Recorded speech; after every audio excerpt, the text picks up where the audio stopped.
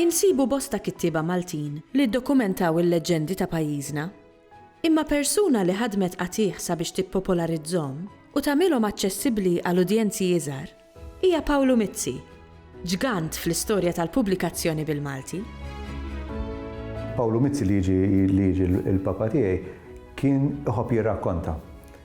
U kien iħobb jirrakkonta stejjer storiċi, ftit minnhom ikunu fittizi, ftit oħrajn fittizi li jivvintaw u oħrajn li mhumiex. Però kienu dejjem jaffaxxinaw il-leġendi Maltin u speċjalment Tawċin, dawk li iżjed kienu qribu meta kien għadu tfal. Il-papa min-naħa l-oħra ħaseb biex jippopolarizzhom. Bdejna noħorġuhom qisu daqs 20 sena ilu u b'kollox għandna 28 leġenda. L-idea tal-papa kienet li jerġa' jintroduċi dawn il-kliem għal ġenerazzjoni iżgħar biex il-kliem oriġinali Malti ma jintilifx. Dik kienet l-ewwel.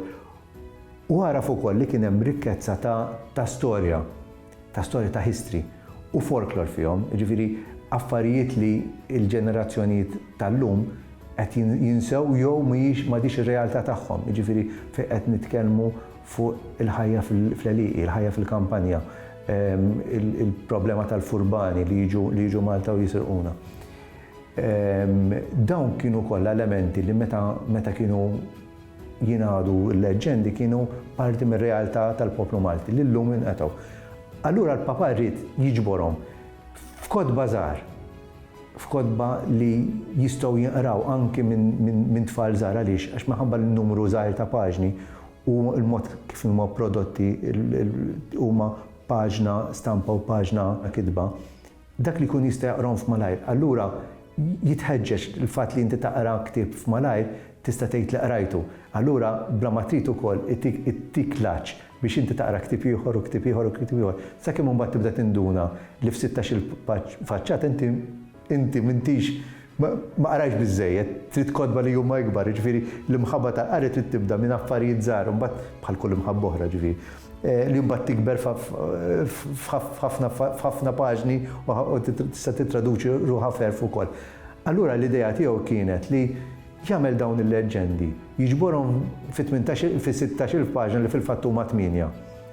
Però mhux biss jgħid l-istorja, imma jagħti ħiel tal-folklor, ta' aspetti folkloristiċi li kienu marbuta ma' dik il-xismu u wkoll jiġbor u jgħid l-isfond storiku għalfejn inkitbet dik il-leġenda f'dak iż-żmien. Ħafna minnhom ġejjin minn żmien il-kavallieri. X'kien l-isfond, għalfejn inkitbet, x'kien il-ħsieb mhux inkitbet ingħadet għax leġendi l-ewwel li kienu jingħadu b'mod orali. U mbagħad jipprova joħroġ it-tarima. Tajb ukoll ngħid li l-papa ħa liċenzja poetika, artistika meta ġie biex jikteb dawn il-leġendi. Mar ftit il-bogħod mit-tradizzjoni orali għax il-papa kien bniedem paċifista, ma kienx iħobb il-konfrontazzjoni, kien isib iżjed laqda mill-firda. Allura fil-leġendi ma tarax dik l-animożità bejn in-Nisrani u l-Musulman. Imma jekk xi ħadd saraq il xi ħadd Malti għax kienu ħobba, mhux għax trid jisraqa. Allura ħad il-liċenzja biex anki t-tfal ma jrabbihomx bil-mentalità li dawk mhumiex Maltin allura mhumiex parti mis-soċjetà tagħna jew m'għandhomx sentimenti bħal tagħna. Dan l-aħħar meta ftaħna l-kompjuter tal-papa sibna erba' leġendi oħra. Bħalissa qed neditjawhom u qed naraw f'liema ambitu ħajjitlu. Żgur li ħan ippubblikawhom.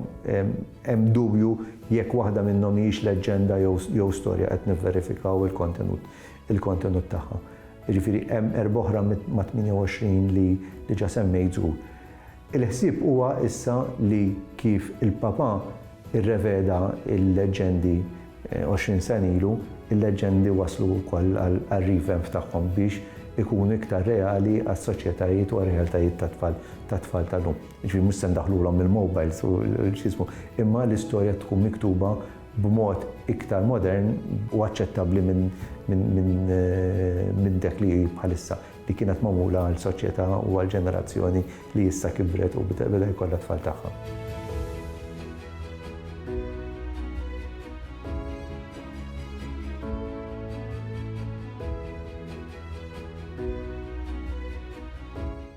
Il-Sinna jixtieq jirringrazzja lill-Kunsill Nazzjonali tal-Ilsien Malti, lid-Dipartiment tal-Malti fil-Fakultà tal-Arti l-Università, lill-Ministeru għall-Edukazzjoni u x-Xogħol u lill-Aġenzija Nazzjonali tal-Litteriżmu.